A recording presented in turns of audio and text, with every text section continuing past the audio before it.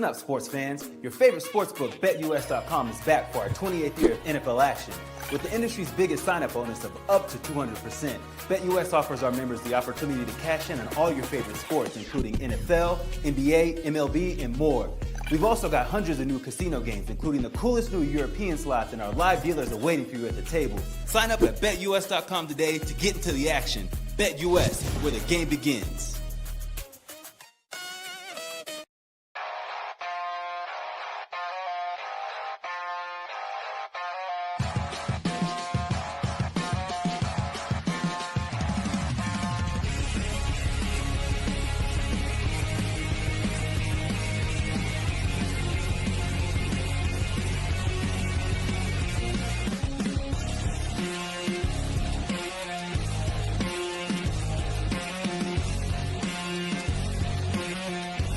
And now, broadcasting live from Las Vegas, the Snake Sports Talk Show with Jake Silva starts now. Here we go, ladies and gentlemen, and we are back live here on a Thursday, close to the end of the week, up from here on the Snake Sports Talk Show, wherever and however you may be watching or listening. Thanks for making us part of your day live in Denver, Colorado. We're all over the map. And I will tell you what, though, great guest lineup here tonight because it's all college up from here. Isaac Shade from Locked On Tar Heels joining us here in a couple minutes. And then, of course, Zach Sako of Locked On Nittany Live. We're going to be talking about Penn State. We're going to be talking about North Carolina. We've got so much in store to unpack here for you tonight. Free agency still right now headed our way. And at the same time, we're almost close to Major League Baseball All-Star Game up and around the corner. A lot really going on. But I do want to start with this before we bring up our next guest is, to me, I just think that the Pittsburgh Steelers have validated themselves is that they are the most spent team on defense. With the fact of them going and getting Jalen Ramsey and then getting rid of Minkah Fitzpatrick, who basically goes back to the team he was drafted by. I mean, it just tells you a lot about what the Pittsburgh Steelers are going to be looking like the up-and-coming season. Not only did you get Jalen Ramsey, but you also took on the heftiness of the contract. Most teams right now, they're developing a lot on offense. And Pittsburgh, it feels like they're going backwards, where you're getting so much up on defense, which, listen, defense helps you. Okay, it does. It helps you win you a lot of those close games, but not if you don't have an offense that doesn't score you more than 25 points a game. I'm telling you, that's the part that worries me about Pittsburgh. But for Miami's sake, I mean, they got rid of Jonnu Smith. They come in and bring in Darren Waller, which who knows if he's honestly mentally right for the game. Okay, I mean, he retired, and all because the Giants really tried to throw him up at fullback, and he said, nah, I'm just going to retire. I'm going to work on my music career. Okay, that's fine. But I wasn't even sure how that even worked and how Miami was able to even get the remainder of the contract. But it happened, and the Dolphins got a new tight end in Darren Waller. But the only thing about this is that for both Miami and both for Pittsburgh, they both are teams fighting for their chances. One side is the most paid on defense, and they probably are going to be one game short of making the final wild card spot, all because there's going to be some games on their schedule that they're going to have to play tight. And then the other, the GM, Chris Grier, and the head coach, Mike McDaniel, they're fighting for their jobs. And who knows exactly, like, again, I've told people this, Miami is a very attractive job. Not only are you on South Beach, okay, when it's bikini season 24/7, but the other thing of it is you do have a potential roster. You got question marks up on Tua, but the thing about it is when Teron Armstead retired, you got to think about your left tackle, because if you're not protecting the front side of Tua and he just gets smash mouth right up and into the face from some of the best edge rushers in the AFC, that's going to be a problem for Miami. And New England's getting better. You know that Buffalo is not losing the division anytime soon. And then even when you look at the Jets, I mean, you can laugh at them all you want, but Aaron Glenn, defensive-minded coach, he's got his pass rushers, he's got his defensive front. That's going to be an interesting team. So I just think with that whole entire trade, it solidified both those teams. Two guys are fighting for their jobs, and the other one is just fighting for the last wild card spot in the AFC. And who even knows? And I predicted this, and I'll predict this again, is I think New England makes the playoffs before Pittsburgh does. All because Mike Vrabel, I trust the culture, and I know what he's about to do there. He's about to do some wondrous things. Now, I know when we got our guest coming up here, because it's going to be really, really interesting, because in Chapel Hill, you're calling it Chapel Bill. You're moving on from Bill Belichick for 20 years. And so now Mike Vrabel comes into the building, changes up the culture. You got a tackle for the future in Will Campbell. So they're working in the trenches. Whereas Miami, sunny, hot, you got flashy cars. You got, the best receivers. You got a quarterback on a good day when it's not cold up out there. He's slinging the ball. But what are you at when you're in the cold? What are you when you're up in upstate New York? What are you when you're in Kansas City? What are you when you're in Philadelphia or Pittsburgh? You gotta be able to match up in the cold. So I just think it was an interesting trade in my opinion, but best of luck to both those teams, but it kind of solidified who they are. So I'm excited for college football season, and man, did we slam dunk on two really good interviews. So I'm bringing up the first one because there's a lot to really think about what's happening up in Chapel Hill. So to talk a lot about that, about not only the new look of North Carolina football program, but even for their well-respected basketball program, Isaac Shea joining us here on the show.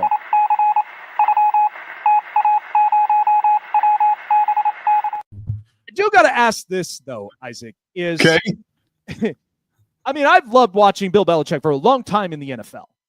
When you got the news, take me back to your reaction when it first happened, because I was like, Bill Belichick going to college?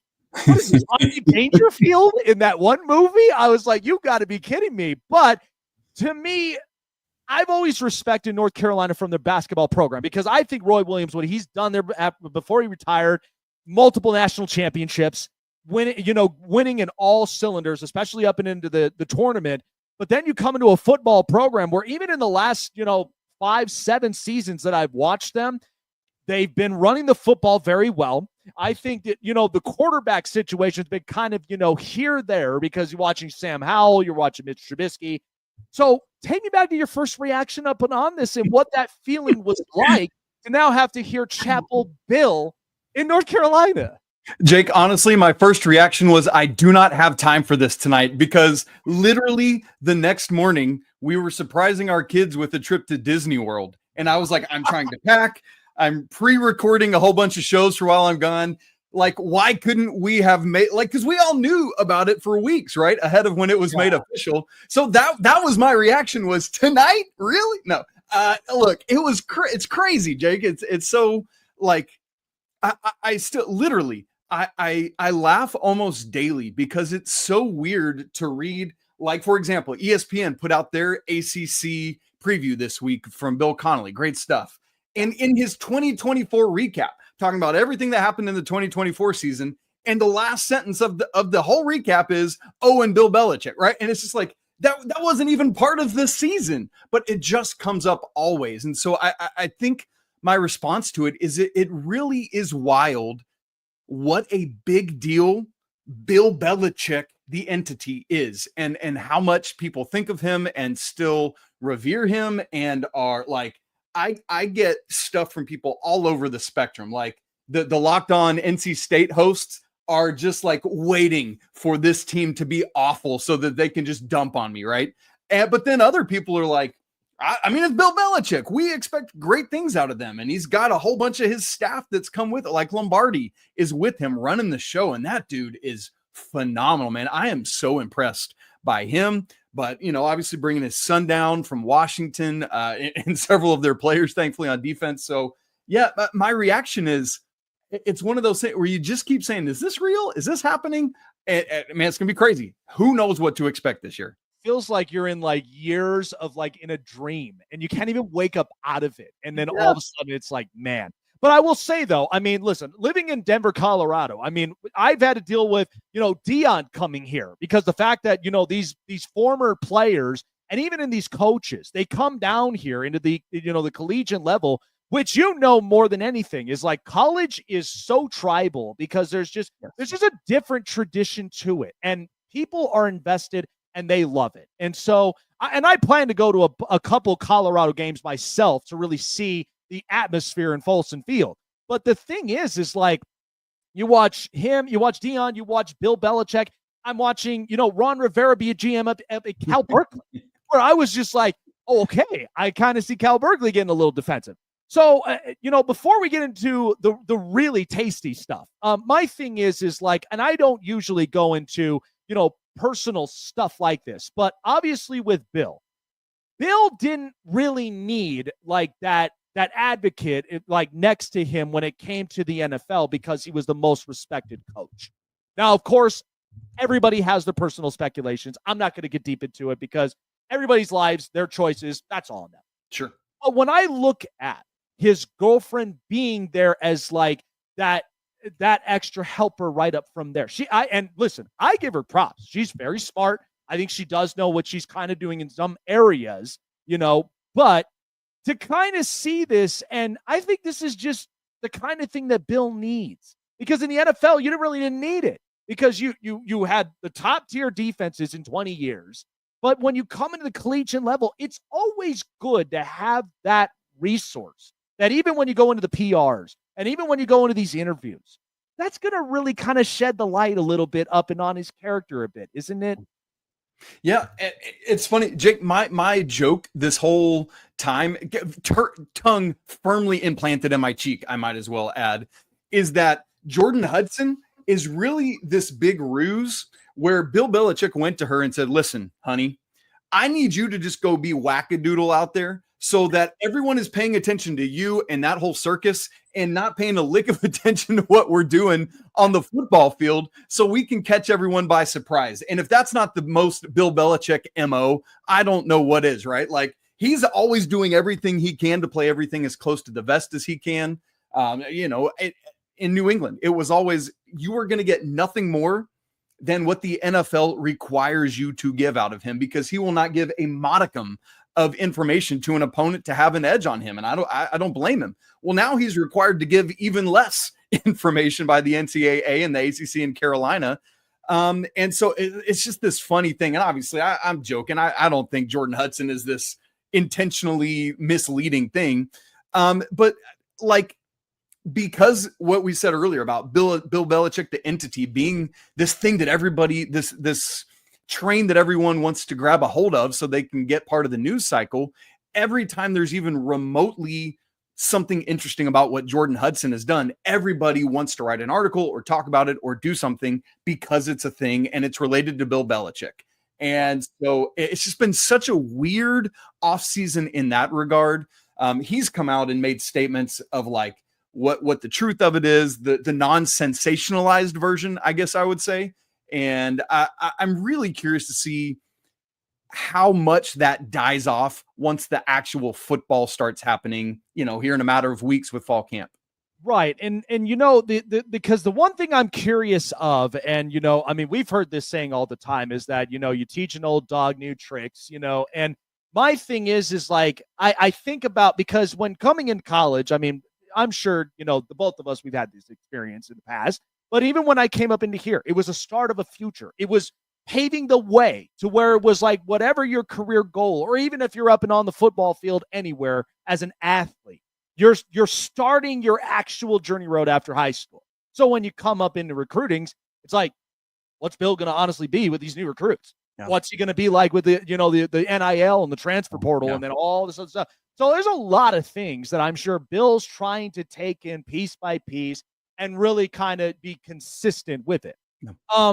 But talking about, North Carolina football, and to kind of add this up. So Omarion Hampton goes up in the first round. And look, I watch film and everything. And to me, the kid has been a one of a kind. And I am watching North Carolina football. We've had some mixtures of a lot of North Carolina football running backs, especially when you got, Javonte Williams. You had several others that have come up into this program. But Omarion Hampton just looks like a completely different breed. Watching him and covering him, is there something that for all of us NFL fans that we really should expect, especially for a bright future? And man, wasn't it just a match made in heaven to go into Jim Harbaugh's field and like this is just gonna work, right? Like, what was your thoughts on that? Well, my first thought on it was I sat there on draft night shocked that you talked about the Broncos. I am still shocked that they didn't pull the trigger on him. I really thought they were going to, and now they might have to bear the brunt of it being in the AFC West. So we'll see what happens there. It's gonna be really interesting. But man, as you said, I think I tweeted almost exactly what you just said. Harbaugh and Omarion Hampton is a match made in heaven. The thing that NFL people need to know about Omarion Hampton is because of his skill set, like in everything that he can do, toting the ball. I mean, I have never seen that's very big statement. I have not seen in a long time. At least I'll say that because I don't want to over sensationalize something I've not processed through. Someone that gets as many just broken tackles and yards after contact as he does, dude, it is absolutely insane, Jake. He's really made progress as a pass catcher. His pass pro is something that I think is underrated about him and is something that I think can really help him get on the field early and often, be a true 3-down back if need be. Especially, have you seen this report about Najee Harris's eye that came out? Yeah. Like, what were the odds of that? It's so crazy. So anyway, if there's anything lingering from that, no worries, because Hampton can handle all 3 downs of a series and keep trucking. But I think, Jake, the thing that most impresses me about him is when you have someone of his immense talent, you could see them being a diva or needy or any of that. Omarion Hampton is a just very quiet young man, just all about winning. That's literally all he cares about. Whatever Harbaugh and that staff asks him to do will happen, and in spades. And it's just like, he's one of those guys that you say, I'm starting a franchise. I need a running back. Give me somebody with that mix of skill and temperament and personality, and let's go win a lot of football games. 100%. And like I said, I mean, watching the film and watching the tape, I was just like, oh, this screams Jim Harbaugh all the way. And the fact that he's trucking dudes. I mean, when I saw that picture of him when they first met face to face, I was like, this kid is yoked. This kid's like just really built like that. And, that's the classic running back you kind of have to have, right? So, and thinking about North Carolina, because the ACC, Isaac, I mean, everybody right now harps about, the Big 12 or the Big 10's been winning lately. I mean, obviously with Ohio State. And then, the SEC, I've always had respect for them because they brought in so much talent, even into the NFL. And then they've had their shots at titles. And so to me, do I feel that they've downgraded? Absolutely not. That's just ridiculous. But the thing is like the ACC going into this up and coming season, we know what Clemson is, even with, Kate Klubnik. And then we know, to me, my surprise would be Georgia Tech. That defense is just loaded.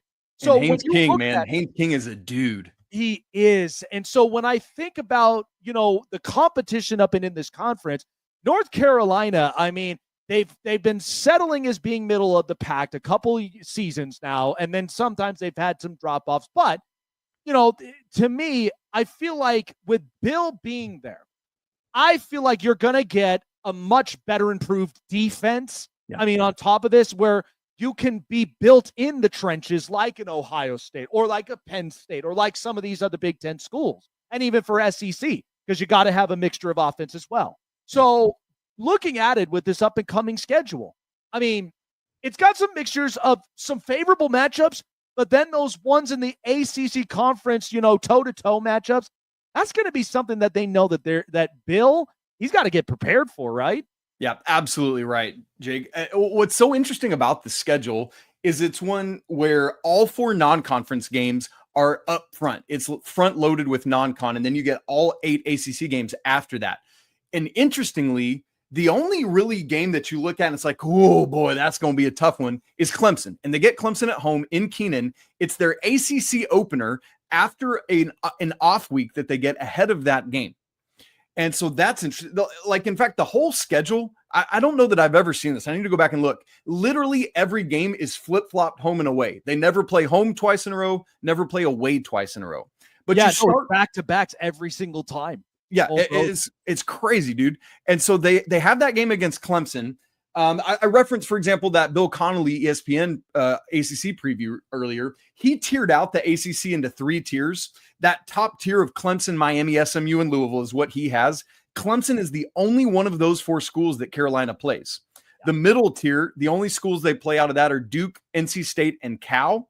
And then the bottom tier, he's got BC, Syracuse, Virginia, Wake, and Stanford. Carolina has 4 of those 5 in that bottom third tier. And so you look at it and it's like, I mean, that's a super manageable schedule. The non-con is very workable as well. TCU in a standalone game at home on Labor Day. I mean, that thing, good grief, dude. I don't know how many media credentials there are going to be for Bill Belichick's first college game, but that's going to be nuts. Then they're at Charlotte, then they host Richmond, and then they go down to Orlando to play UCF. And so you look at that schedule and it's like, it's Bill Belichick. It's a what seems to be on paper, and right in the portal era, who knows what teams are going to end up actually being.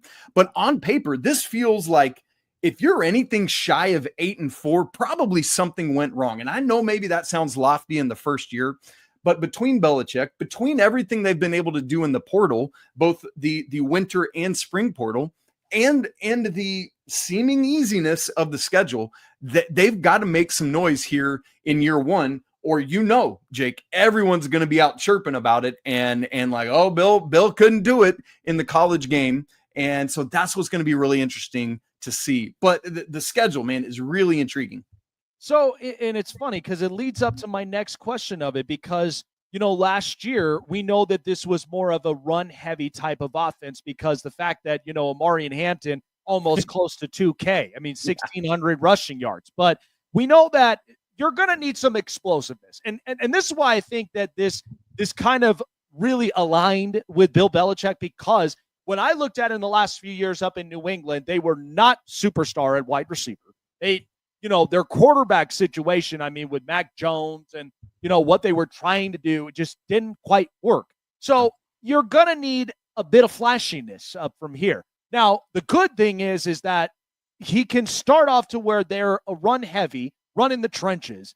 But then, of course, you're going to have that really good starting front where Belichick is going to have every single guy get physical and try to stop the run and even allow pressures. But then there's also, you got to think about your secondaries where they got to be man-to-man. They got to be able to have at least a spotter up out there. When the ball's in the air, he's got to be able to get it. So with Belichick's vision and his identity from here, is there going to be a little bit of something that from last year, what carried on? Are there going to be some similarities, or is there going to be a little bit of something that Bill knows he may need to end up pivoting, especially if you're trying to get points up and on the board? Not just to win up in close games, but even in the games, you're going to want 10-plus point leads from there. Yeah. The funny thing is, coming off of last year's offense, as you said, it was not as quick strike as the Sam Howell era. It was not as quick strike as the unreal Drake May era, which is funny that he and Bill Belichick were passing like ships in the night between Chapel Hill and New England.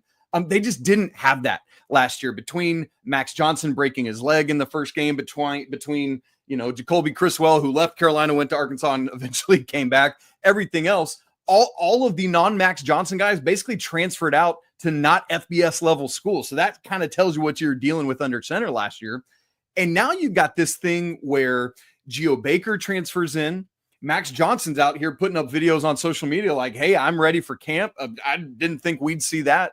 And then Bryce Baker comes in as a really elite, true freshman who came in January. And so there's this interesting mix there, Jake, that we'll see in that QB1 battle. Perhaps instructively, Carolina released the players that are going to ACC kickoff. They released that earlier today, and it's Geo Baker that's going to represent them. So I think that tells you at least something about where their head's at with that right now. Speaking of Omarion Hampton and Bill Belichick, following in Omarion Hampton's footsteps is a dude named Bullet Goss, which is the most rad name. It's actually Davion Goss, but everybody calls him Bullet. And this dude, when you go watch some of his film from last year, it was the second game of the season. The team is escaping me right now. Hampton got banged up in the first half. Here comes Goss, freshman, and he is built like Omarion Hampton. Is he going to be Omarion Hampton? That remains to be seen as we go through a full season, but they very much could carry on in that mold where Belichick is, as you said, It doesn't have to be flash, although they would love to have some. Right. But if they can rely on a Goss to be a bell cow in the model of Hampton, shorten a game in that way, and let a new defense under his son Steve that's trying to figure things out, that lost a couple guys late in the transfer portal that I honestly thought, like Bo Atkinson, who I thought they'd be relying on defense, might give that defense some time to figure out who they are to help stick around, because that's been the bugaboo for Carolina in the Sam Howell, Drake May era, is those dudes were trying to win games on their shoulders on offense and just hope they could outscore everybody. Can the defense catch up now that it's the Belichick era? Because we know that a Bill Belichick team is going to come in and they're going to ball on defense. Can they do it in year one in Chapel Hill? I think that might determine the success or lack thereof of this team. So final 3 minutes up from here, we're shifting up and on to the men's basketball team. So, of course, I've always had such grand respects for Duke and North Carolina, because they both have been, most prestigious programs that we've seen in the basketball realm. I mean, winning national titles and such. My thing was, I made this comment about a year ago when, after Roy Williams retired, I felt like, okay, the next guy stepping up and in here, you're going to get some talented players. You're going to end up having, an identity to where, one, they're very good at aggressive scoring up and on the perimeter, but they're also very good at least shifting the ball around to get some open spots. But they're also not afraid to get physical when it comes to up and into the rim. Now, to me, everybody knows Duke really, killed this one out of the water. And right after, Coach K retired and the new one comes in, I actually had a really good friend, JJ Jackson, talk about this. But with North Carolina, obviously they are still a prestigious program. But to me, I know that the competition now is starting to get much bigger and a lot more difficult for some, and not even just these, one and done programs, which to me, they're like 90s hits, one hit wonders. But I look at the bigger programs and the bigger aspect, because the NIL deals, players that are coming back for another year or two to really mature well and then be prepared for the NBA. So when you look at the future of, Tar Heels basketball, to me, I just think the team would be in good hands. But with this whole deal, could very much, at least use one, if not two, really impactful studs that can really help out with this team to get them back up into the Final Four. Yeah, absolutely. That's a great point. And they have that this year in the form of a guy named Caleb Wilson, who comes in as a true freshman from Atlanta, from Holy Innocent Episcopal School, top 10 prospect in the nation. He's a power forward, but he's a guy that can play 3 to 5, can guard 2 to 5 switchably as needed. He comes in as far and away Carolina's best NBA prospect on this year's roster. What's interesting about it, and you so well said this, Jake, is Duke has done it through just bringing in like the singularly best talents they can find. This year, that's going to be Cameron Boozer, Carlos's son, who's an absolute dude. His twin brother, a little bit less heralded, but a phenomenal point guard. I think he will be Duke's starting point guard by February or so. I mean, they're going to continue to do it. North Carolina has tried to continue to do it through some of that development, but the problem is that's wildly more difficult to do in the transfer portal era, because guys are not, I'm going to say not willing to stick around and do it, but that's not what the culture of college basketball is now, because let me go somewhere where I can play. And I cannot blame you. I would want to do the same thing. Let me get minutes. And so it's harder to program build, I guess I would call it, in this era. So you got to figure out, how can we blend some holdover guys? Like Carolina right now has a 4th-year guy named Seth Trimble that's been there all 4 years of his Carolina career. He'll probably be starting at 2 at shooting guard this year. With bringing in a couple freshmen, you want to have that high-end elite like what you were talking about in Caleb Wilson, but they've also got a couple guys that were ranked in the 50s, Derek Dixon and Isaiah Dennis. You mix that with bringing in some portal guys. Carolina struck out majorly in the front court last year at the 5. They bring in this year Henry Vasar from Arizona, who should be that dude at the 5. They bring in hometown boy Jaren Stevenson back from Alabama. Jaren Stevenson's mom played at Carolina back in the Sylvia Hatchell era, way back when. And so you just start getting this mixture, and it's like, okay, what teams in the nation can figure this out and figure out who they are the most quickly and find that cohesion. And those are the teams that are going to win in this day and age. Who's willing to buy in, who's willing to play a role, and who's willing to sacrifice whatever for the good of the team. And Carolina has, outside of Caleb Wilson, a bunch of guys that maybe aren't wildly heralded. But what I've said consistently all off season is just because somebody doesn't have the name doesn't mean they have the game. And these dudes got some game, and it just needs to come together. Well said, man. I will tell you, though, funny story, a little blast from the past. You know, so my birthday, of course, is in March. And so it's the exact day that the tournament itself starts up at. But I do remember little 8-year-old self that had spiky hair, all the rest of it. I just remember wearing the North Carolina hoodie. And I even wore the North Carolina jersey. I mean, that Tar Heel color and just with the mixture of the black. Oh, man, you cannot go wrong with that. So to me, I will just tell you on record, I have a soft spot, especially for Tar Heel basketball. You know, so to me, it's like I've always respected the program. I watched the time with Tyler Hansborough. I've watched the time with years ago, like really good players that have stepped up and into this program. But I really am shooting for, I think this is going to be the best of basketball with the fact that we got bigger programs getting bigger and better. And this is what we want. You want the bigger brand so I could develop and build the relationships with these kids. Even with what you said with Caleb Wilson is like, I want to know who this kid is. Oh, he goes to North Carolina. So when he comes in and he's ready for the NBA, I've already got a whole backstory up and on him. So that's why I'm hoping the NIL and the transfer portal, if they get this right, where it's more consistent, it's much more, built friendly for a lot of these programs, then maybe we might actually get a lot bigger and better action, and especially for viewership reasons for college basketball every single tournament. But Isaac, appreciate the time, man. Love the energy up out of you. Please tap in with all of our audiences, viewers and listeners, where people can find you to get hooked on what Chapel Bill's got cooking up here up with the Tar Heels this season. For sure. You guys can find Locked On Tar Heels on YouTube and on all audio podcast platforms 5 days a week. I'm also the host of Locked On College Basketball. So if you're a college basketball junkie at the national level, man, that's coming at you 5 days a week as well. Same platform. Social media wise, I'm most active on Twitter, just at Isaac Shade. Shade has a C in it. It's dumb. It's German. It means what a pity. That's my lot in life. But come find me there. I'd love to chat with you. Love it, man. I'm going to be locked on for the up-and-coming season, so I'm going to definitely check out on the content and just keep me up to date up on it, man. But appreciate you. Have a great rest of the week, man, and we will definitely see you the up-and-coming college football season, man. Take care of yourself. You too, brother. Thank you. Absolutely. All right, well, we got one college down, and we are now headed into the next direction and up and in Penn State, because here's the thing. I love what the Big Ten has been doing as of recently, and to me, I got a hunch. I got a hunch up and on this program, and I feel like this has got to be the year to end up doing it. So to talk a lot about Penn State football and more, Zach Seyko joins us here on the show.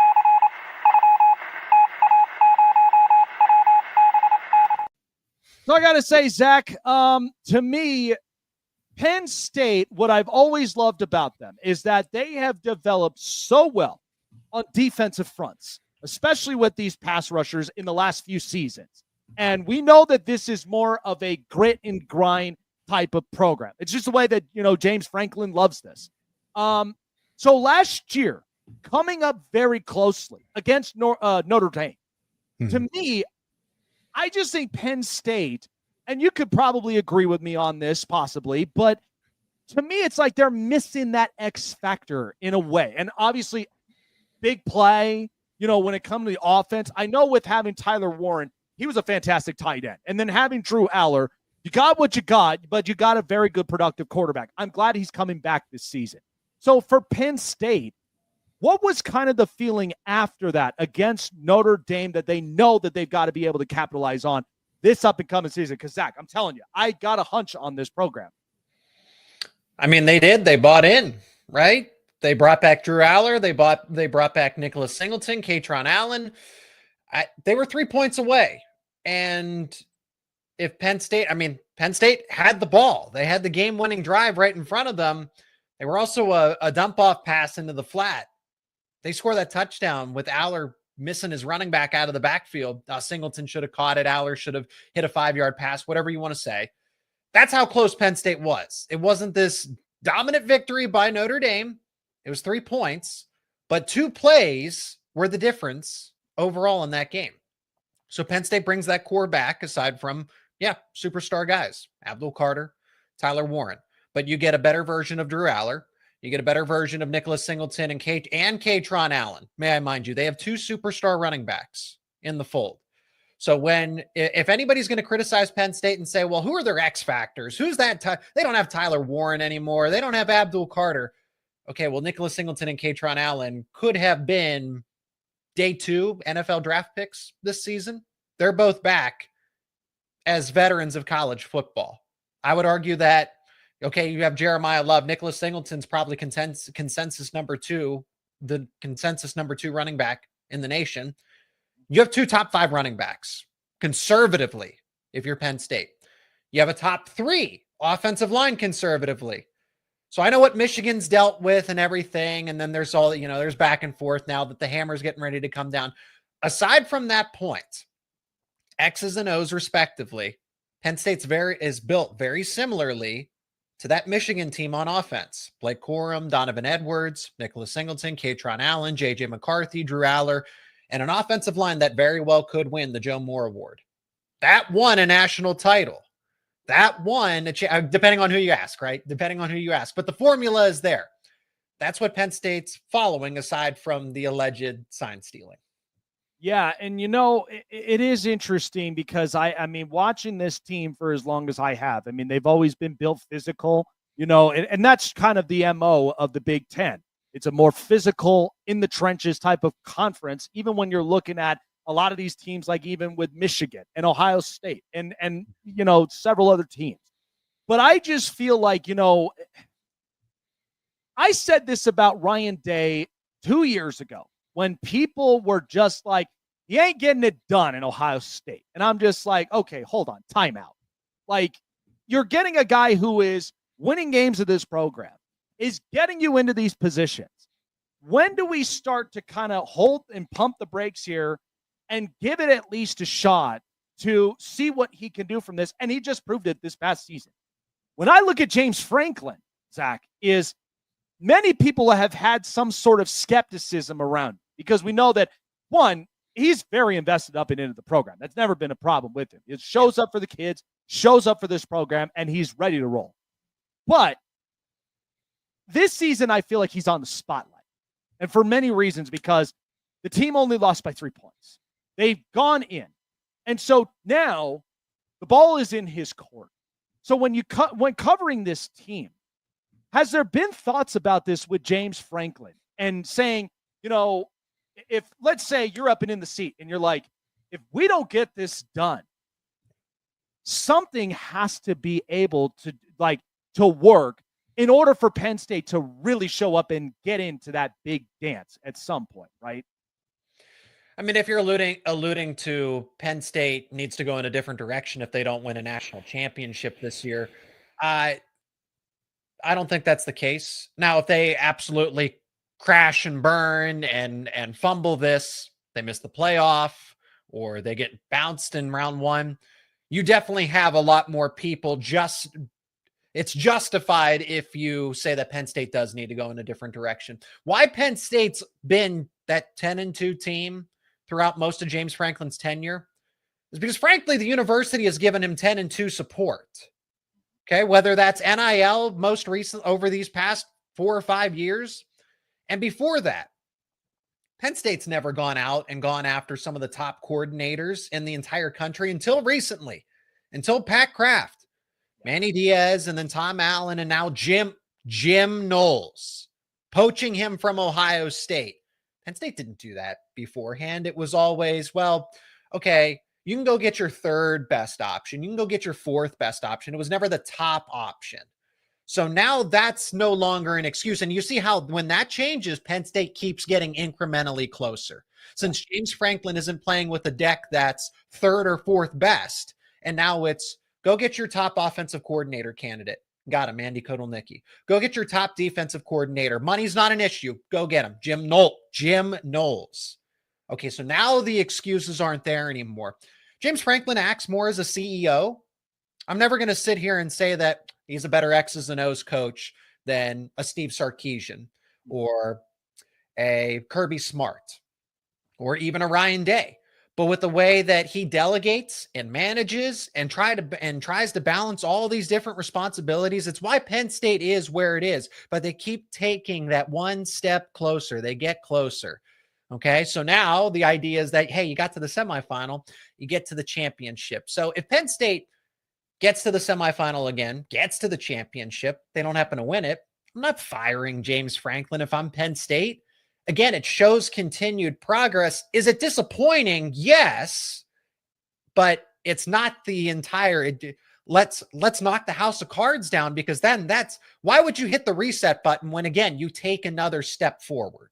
Yes, and it's interesting because I think we're so used to this because I say it all the time that we live in a caffeinated society. I blame Starbucks and Amazon because the fact of the matter is they're so quick to just hit the gavel and go, well, no, we're done. We're going a different direction. And then it's like, but it's not that simple to end up rebuilding afterward, because you got to think about recruitment. You got to think about the transfer portal. Yeah. You got to think about how you got to figure out your identity, because at the end of the day, when identity changes start to happen, it's like, it's a whirlwind.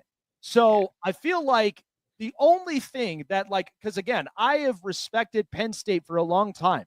But to me, it's like, when are they going to get that over the top? To me personally, I've watched a former Penn State receiver, Keandre Lambert-Smith, end up going to Auburn, and then he gets drafted. To me, I think he's a very nice pick. To me, he goes and gets those go routes up from there to where it's a go up and get it type of situation, use the speed, got good hands. So when Penn State, it feels like that's the one thing that I'm like, they need to fix, because quarterback, I got it. Run game, I got it. Defensive front, I got it.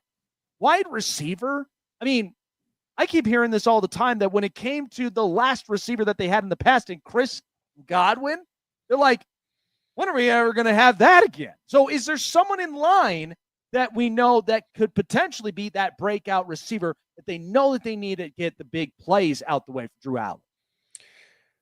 So they put a Band-Aid on this for now. They went through the transfer portal again, and they're going to roll the dice, and they're going to say, okay, what can we get from three transfer portal additions, one of which all conference from the ACC, and Trevor Pena. And that's something that Penn State would not do. Go get the premier player at a position of need at a last minute's notice. Again, that's something that James Franklin hasn't really, I guess, had the full commitment to. Again, within reason, you can do that, but the top guy available in college football free agency, and you go get him and Trevor Pena, and then you go get a linebacker and Amari Campbell. But for wide receiver specifically, they got 3 new starters. All of them are veterans. It's good because this is top of mind, because I got ready to talk about this in an upcoming episode.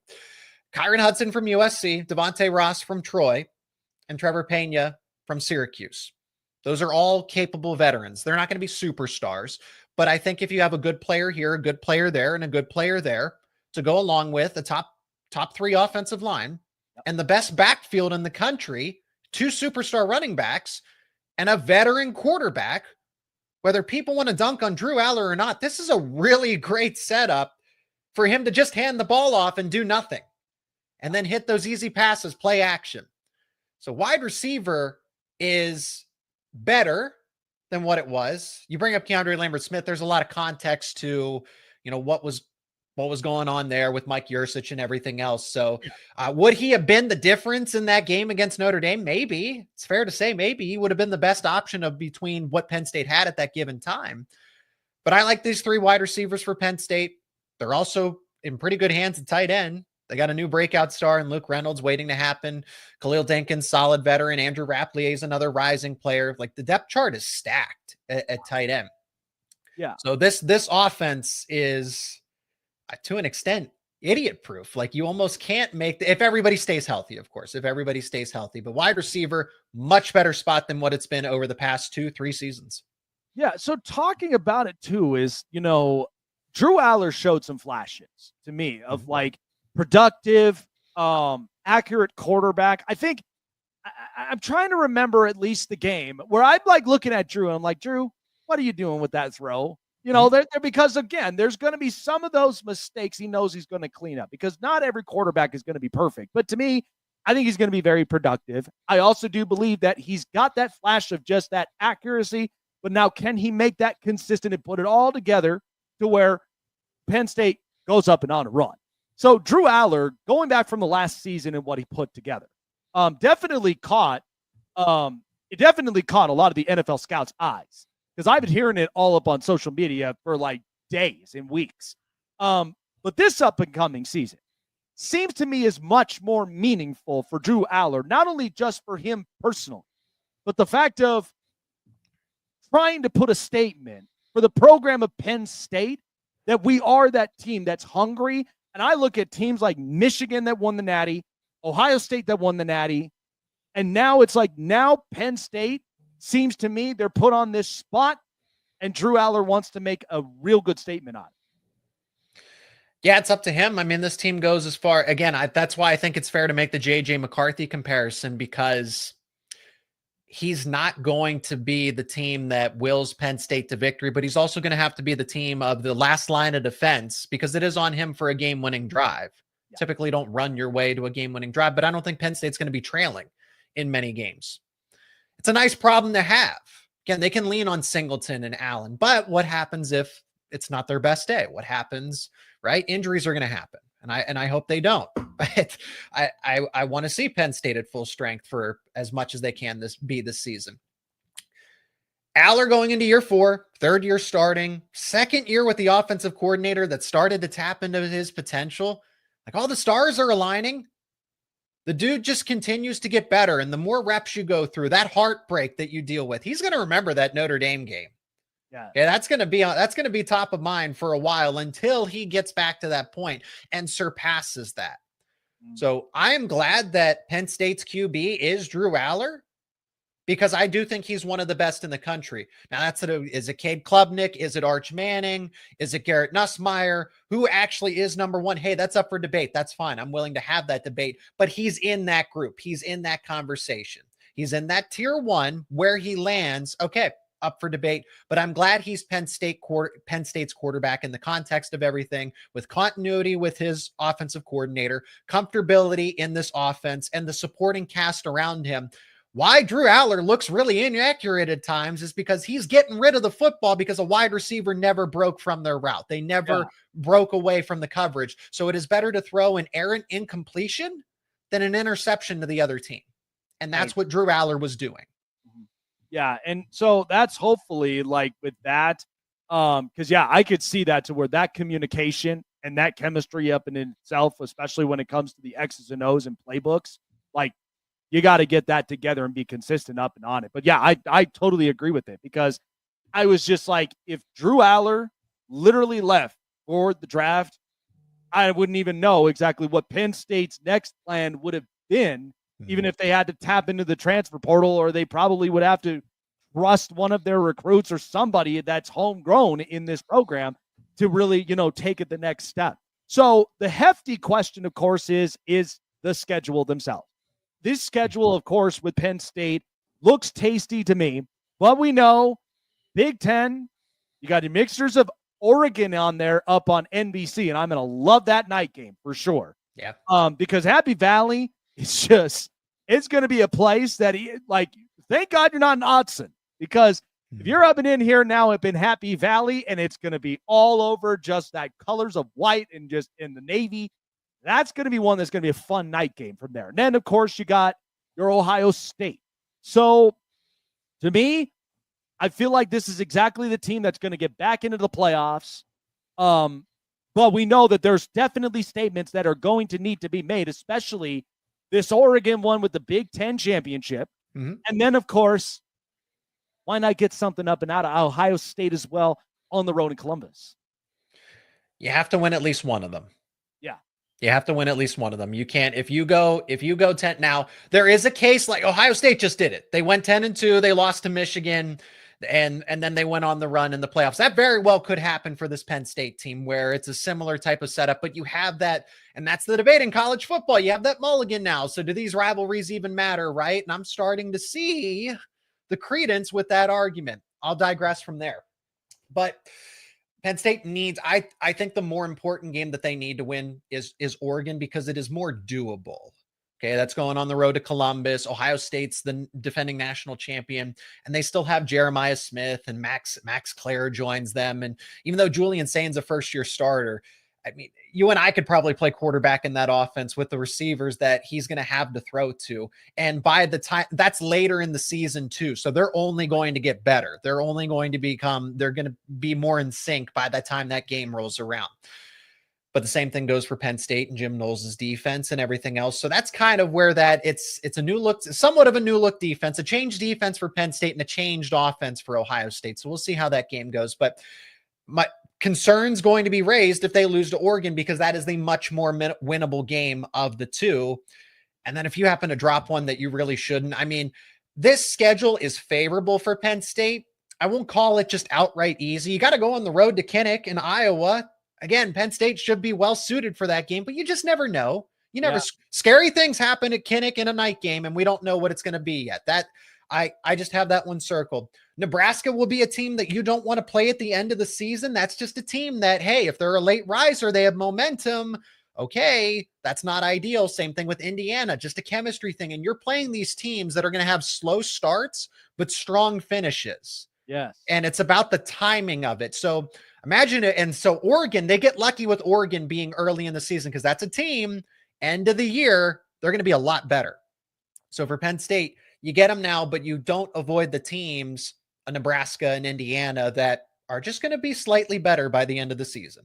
Yeah, because it's going to be important for at least for your conference ranks. And then not to mention, too, I think what we realized is, and my final thing on this is because I think this is the most important question up and on it. But yes, the fact that I think you summed it up greatly is the fact that they'll have rough starts, but then they always finish strong.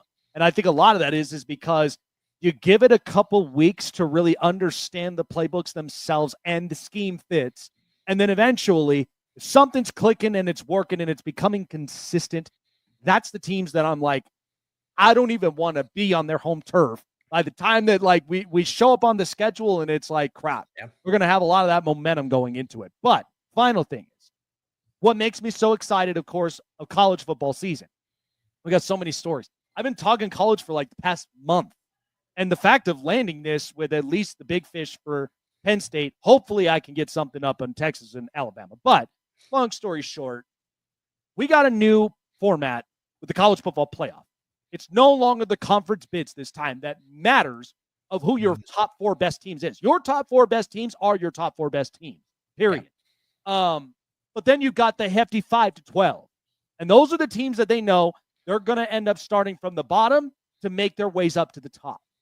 Now, what we witnessed with Ohio State was, like we said on that loss to Michigan, that loss to Michigan had no meaning up and onto it, because at the end of the day, they were able to just roadhouse Tennessee and Oregon and then make their way up and into the national championship. So it's like, to me, it's like if you get your ticket in and then you compete and play for it, because the minute, I mean, I knew for a fact Boise State was going to be outplayed physically. I just think, Genty had a great year, but you're not getting past Abdul Carter and that entire defensive front who knows how to play physical. So now, with this format, this is the one where now it's every man for themselves. It's a free-for-all matchup. It's probably going to be a complete bloodbath in this one that I'm excited for. But this is the one that Penn State, they want to be the lone ones at the top of the mountain that they want to be at to win it this year, right? I mean, absolutely. And winning takes care of itself.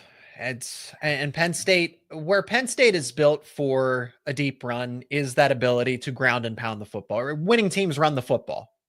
Winning teams can run the football because they can impose their will. And if they have the lead, then they can just sit on the football and run out the clock and everything. So at Penn State, I mean, Ohio State gets in, they don't play a conference championship, and they go on a run. And aside from Notre Dame making a late run, Ohio State basically had its way through the entirety of the playoff. I don't know that Penn State's going to go on that same kind of dominant run if they happen to be a 6 seed or a 7 seed. They host another home playoff game. But I'm expecting them to be a top 4 seed. I'm expecting them to, at a very minimum, go 11-1. maybe 12-0. If I had to stake something on Penn State, Ohio State right now, I would think Penn State wins. I need to see how Julian's saying, and then, Brian Hartline has not been calling plays.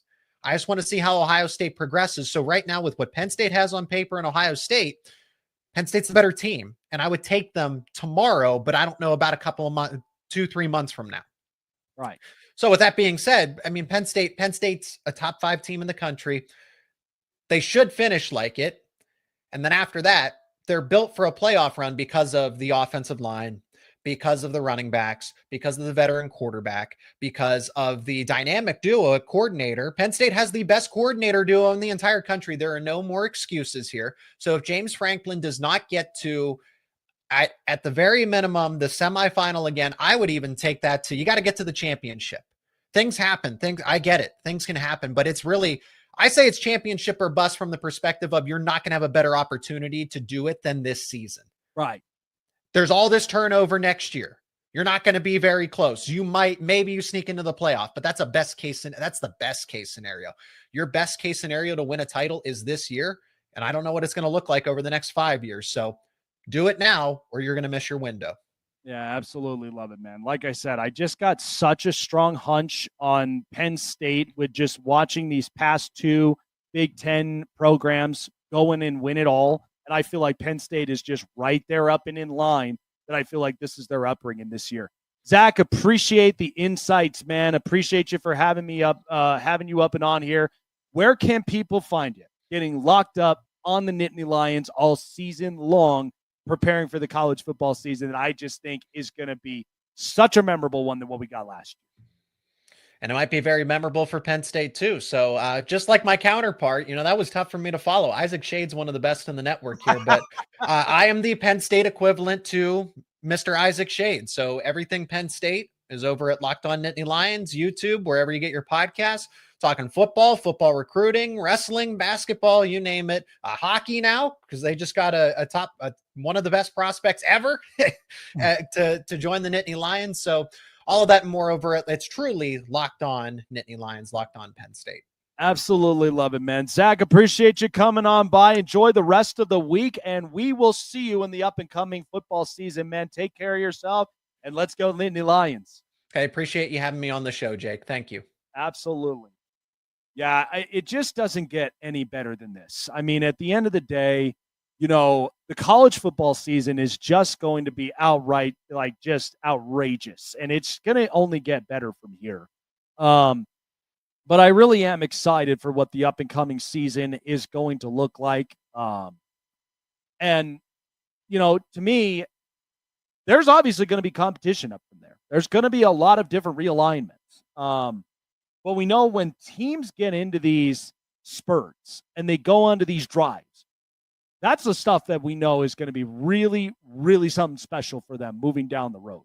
I wanted to bring this up a quick couple minutes up from here. And I know that this kind of tends to change, different courses. It's almost like you're trying to manage the ocean waves at times. You're the captain of the ship. You're trying to manage it. But when I saw the news, and of course the NBA free agency has been great. We know that Kevin Durant now no longer in Phoenix. He's now up in Houston. The Phoenix Suns, and a while back, I had a really good guest on, Ben Garcia, talk about this with Phoenix. And the thing about, to me, is the Suns caught themselves in a situation to where they feel stuck, with the whole Bradley Beal deal and such. So just recently, Devin Booker had agreed to a 2-year, $145 million contract extension, which is now annually the highest extension salary in NBA history. My thing is that the thing about Phoenix is that back in 21, I would have loved to have believed that this core and this group would have truthfully have been able to put all the pieces together. I mean, even with Chris Paul. But the thing of it was, we were dealing with DeAndre Ayton, and I think, Cam Johnson, and a couple others, they were very good. Cameron Payne. So to see Phoenix from 21 and up to 2025 this year, I just don't know where exactly just the consistency of the direction it seems to be. I mean, I love Devin Booker, but to me, it's like you got to be able to get the right pieces, the complementary pieces that are going to make the best version of him. And at the same time, it's going to make the best version of the entire core group. I've said this before. I felt like when I watched them that season, they were very good offensively. They were able to spread the ball around and control time of possession. And then at the same time, they were able to just get downright and dirty up and on defense. But I just think, Phoenix, because they even addressed a couple things up and into the draft. I think it was pretty good. But to me, Devin Booker is their superstar, 2-year extension. Is it worth the money? In my opinion, it's a lot. But you know what you're going to get. And I think Devin Booker, whether he's still around in this Phoenix group or not, he's going to be very impactful for somebody. But this is where Phoenix really has to make it worthwhile, because ultimately, you're not in a position to where you're going into the playoffs in the West. And I mean, again, everybody all knows how embarrassing that looked when you got swept. Okay, nobody loves that feeling. But it seemed like a lot of things were out of sync. But if they could find a way to get back in sync, then Phoenix might actually have a fighting chance. But at times I want to believe it. But the front offices sometimes makes me question. I cannot be, and then this isn't even any businesses in life, is I can't go in there with the assurance that things are going to be consistent and things are going to be right. I got to have the whole information. Okay, because to me, this is why it's so great about the show. New information, new opinions, new takes. To me, it's like Phoenix, they have at least those guys. But if this doesn't end up working out in its way, we know that Devin Booker would only have this year and next year. And we know that with the price range, somebody is going to obviously pay the money. Could it be a Utah? Could it be a couple of other teams, whether in the West or in the East, that'd be interested? And teams that they know that they're going to want a complimentary score. But I think Devin Booker, I mean, he's a very talented player, but just has to have consistency of direction. I felt like after the 21 team, the consistency's been ripped apart. And granted, Kevin Durant, not a cheap option either. He's expensive. Somebody was going to pay him, and Houston paid for it. But with that being said, you know that Phoenix, if you're looking at the return of it, and hopefully it'll be much better, and you'll get a complimentary piece from there to help out Devin Booker. But to me, Jalen Green, I mean, he'll serve for something, but can the consistency get there? That's the one thing about Phoenix. So again, I hope the best of luck. And again, players, they're getting paid. It's not getting cheap. And trust me, all these NBA contracts, every time when I look at them, and I just watched Oklahoma City lock in Chet Holmgren, SGA, and J-Dub to max deal. That's good and all, until you're eventually going to end up having to move one or two pieces at some point because they're getting too expensive. Have fun with it. I just think these NBA contracts, they're just getting outrageous. Guys are getting paid a lot, and who knows if the investment is there. But that's the thing. Is I just think, with the Western Conference, it's getting tougher. It's getting much more competitive. I trust Houston. I trust OKC. And I trust a couple teams up and out the West. But, I mean, Phoenix could be interesting. But you know what you're paying for. If this don't work out, it might be the last days. Great stuff. Gotta say, though, been a great week. And we got a very good special guest talking some hockey tomorrow. Really excited about this one to talk about the state of hockey, back-to-back champions, and now, doing it for another time again. So, our very own Nicholas Alexander is going to be joining us here up and on the show tomorrow. Appreciate everybody for joining up and on the show, guys. Check it out. Snake Sports Talk Show website at snakesportstalkshow.com. All of our information, blogs, episode, potential sponsors as well, and of course merchandise, all there in one place for all of my fans here of the show. snakesportstalkshow.com, guys. Check it out for yourselves. As of course, this show is brought to you by SeatGeek and BetUS, guys. Use promo code SnakeSports. I trust SeatGeek with everything. All of my events, sporting events, concerts, shows, all of it. Absolutely love the app and love the experience. Check it out for yourselves, guys, at SeatGeek.com. Download it on your mobile device to Google Play in the App Store, and also use promo code SnakeSports for $20 off your first purchase of your first ticket to experience why SeatGeek will be your best friend for your next event. Check it out, guys. SeatGeek.com. Download it on your mobile device. Google Play in the App Store. With myself here, signing off. Have a great rest of your night, and we'll see you guys tomorrow night. Take care.